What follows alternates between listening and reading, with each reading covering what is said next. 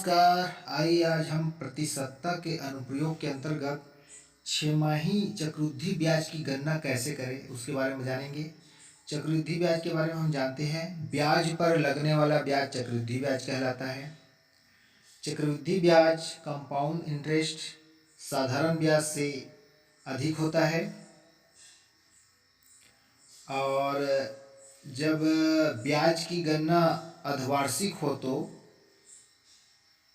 समय दोगुना तथा दर आधी हो जाती है। आइए छमाही ब्याज की गणना का एक प्रश्न देते हैं जिससे हम आसानी से समझ जाएंगे। एक बैंक घरेलू बचत खाते पर 5% वार्षिक चक्रवृद्धि ब्याज देता है। यदि ब्याज प्रत्येक 6 माह में मूलधन में जोड़ दिया जाता है तो नरेश को बैंक में 1600 रुपये जमा करने पर 1 वर्ष पश्चात कितना ब्याज मिलेगा। तो यहाँ पर हम 6 माह में पहले ब्याज की गणना करते हैं, फिर बचा 6 माह के बाद फिर ब्याज की गणना करेंगे, क्योंकि 1 वर्ष पश्चात हमको ब्याज की कुल ब्याज ज्ञात करना है।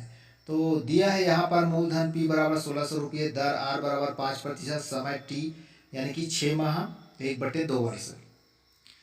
तो पहले 6 माह के लिए ब्याज बराबर P गुणित R गुणित T/100 मान रख देते हैं। 1600 गुणित 5 गुणित 1/100 गुणित 2, 0 0 कट जाएगा और 2 8 16 तो 8 गुणित 5 बराबर 40 रुपये। इस तरह से 6 महीने का मिश्र धन हमको प्राप्त हुआ, मूलधन धन ब्याज यानी 1600 रुपये धन 40 यानी कि 1640 रुपये। यही 1640 अगले 6 माह के लिए मूलधन हो जाएगा। तो अगले 6 से 12 महीने के लिए ब्याज होगा 1640 गुणित 5 गुणित 1/100 गुणित 2, जिसमें से 1 0 कट जाएगा और 2 से 2 8 16 2 दूनी 4, फिर इसको गुना करेंगे तो प्राप्त होगा 41 रुपये। इस तरह से 1 वर्ष बाद मिलने वाला ब्याज है 40 धन 41 बराबर 81 रुपये। इस तरह से हम छमाही ब्याज की गणना आसानी से प्रत्येक 6 माह में लगाकर कर सकते हैं। आइए दूसरा प्रश्न लेते हैं।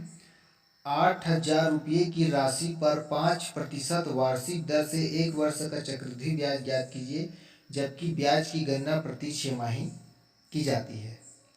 तो यहाँ पर वही छमाही करना है। तो दिया है मूलधन P बराबर 8000 रुपये, दर R बराबर 5%, समय T पहले 6 माह का करेंगे तो 6 माह बराबर 1/2 वर्ष।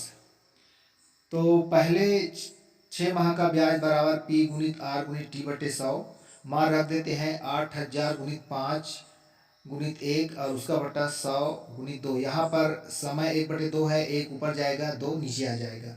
इसको काटते हैं तो 0 0 कट जाएगा और 2 से 80, 2 एकम 2, 2 चौका 8 तो बचेगा 40 गुणित 5 बराबर 200 रुपये।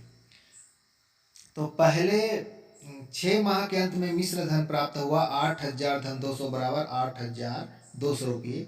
यही जो है अगले 6 से 12 माह के लिए मूलधन होगा। तो इस तरह से दूसरे वर्ष के लिए ब्याज,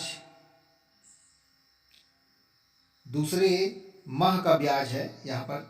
तो P गुणित R गुणित T बराबर 100, 8200 गुणित 5 गुणित 1/100 गुणित 2, इसको हल करते हैं तो 41 गुणित 5 आता है, गुना करने पर 205 रुपये। तो इस तरह से दूसरे 6 माह का ब्याज हमको प्राप्त हो गया 205 रुपये। अब कुल चक्रवृद्धि ब्याज होगा पहले 6 माह का ब्याज, फिर दूसरा 6 से 12 माह का ब्याज, दोनों को हम जोड़ देते हैं तो प्राप्त होता है 200 धन 205 बराबर 405 रुपये। तो इस तरह से हम छमाही ब्याज की गणना आसानी से कर सकते हैं।